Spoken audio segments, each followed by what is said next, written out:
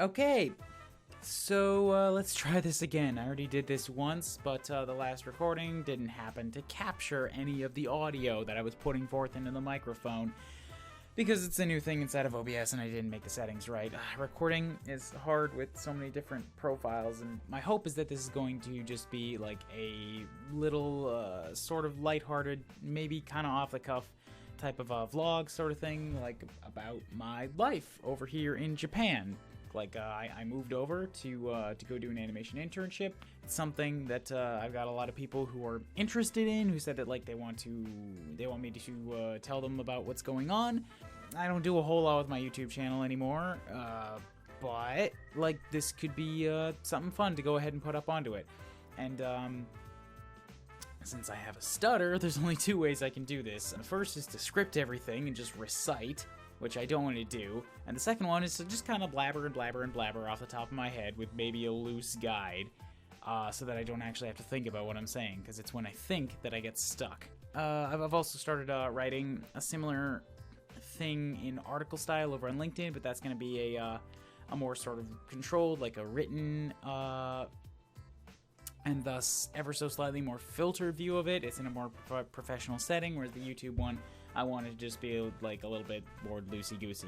I didn't sleep for 40 hours once I got into the country because I couldn't sleep on the plane, and then jet lagged. I've only just now finally been like getting myself back into a regular sleep schedule. So, like, yeah, I've kind of settled down into my little Osaki share house right here, but I think I'm actually gonna like go try to move over to another house, just because this house, it has a small amount of people in it, and where I thought that would be like better because, you know, I could get to know them more, there'd be less of a noise complaint, that kind of thing.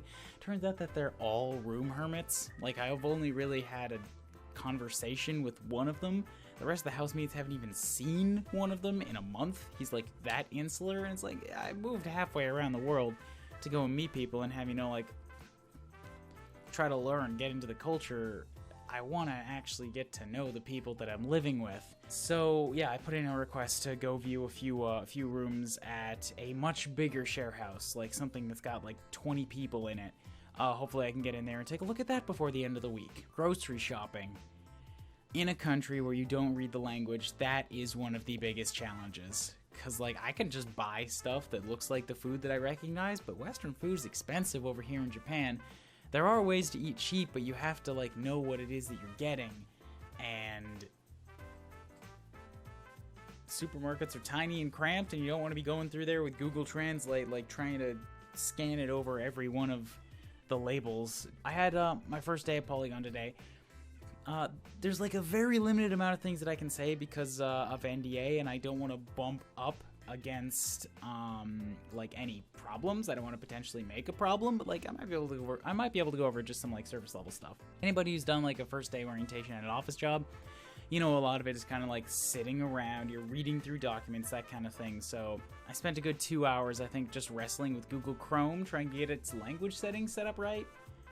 Did you guys know that Google Chrome has one set of language settings, but then your Google account has another set of language settings? And sometimes the two will fight over which one gets to display their language. The Chrome one is easy to find. The Google account settings one, I have never in my life even known that that was there, nor did the HR manager that was helping me. So yeah, if you ever change your Google language and the search results keep coming up in a different language, that's the place to go and find that out. There was a small like Japanese class for some of the English speaking people there. Polygon actually has a good chunk of foreign employees that don't speak Japanese. Then they have translators on staff, which is one of the reasons I was like very excited to come over here and like try to work for them for a while. I got people that I can hang out with at lunch tomorrow, so that's good. And then after the meeting was when I finally got down to actually reading documentation and reading like some story stuff for one of the projects that they're working on right now. And obviously I can't say anything about that, but I can't wait to get in tomorrow and keep reading it because it was pretty good. After Friday on work, I think is going to be the first go out and have a drink day with the rest of my colleagues. You know, I probably like should have actually opened up my photos here so that I could scan through some of them, because like I take pictures of little curiosities as I'm going around. Apparently I live right next to the Sony building. I had no idea about that. I got myself one of those like cold and sickness masks today. I have a tingling in the back of my throat that I'm hoping to sleep off, but like apparently it's flu season here, so I don't want to catch anything from anybody else. I saw Animal Crossing on an ad on the train. I don't know what it was for. It wasn't Nintendo. They were like plugged into something with the actual train advertisement. It was crazy. Went out to a Japanese English language meetup last night at an English pub here. The beers are expensive in Japan. Yeah, the Pokemon Sword and Shield anime is on TV here. I saw that pop up.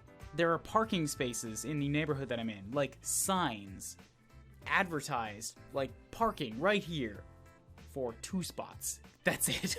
Like big neon sign, 2 spots. The cars are like tiny little boxes. Obviously they were filled. It's just little things like this that are baffling to me. There's wine and like $3 mini Mickeys of booze just in the 7-Eleven here. I'm like, what?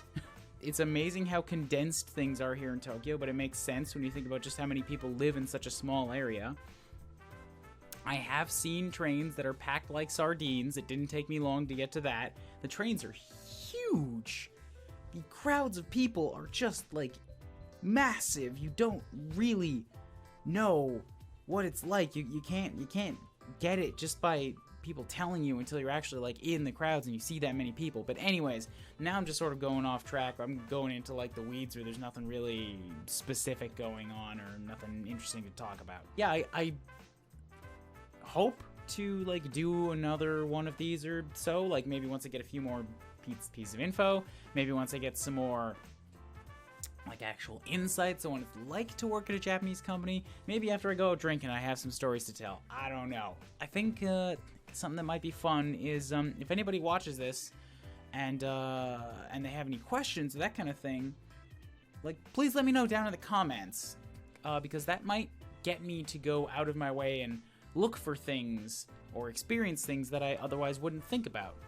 And then I can come back and report back with whatever the answer is. I can't promise I'll answer everything, but I will make an effort to try. And if anybody has any ideas on like things to talk about or maybe names for this little vlog series, let me know and I'll give you credit when I steal them. But for now, I think I'm going to sign out. I don't know if I'm going to do any editing on this. I might throw in background music or something. We'll see. Whatever happens, all right? Bye, guys.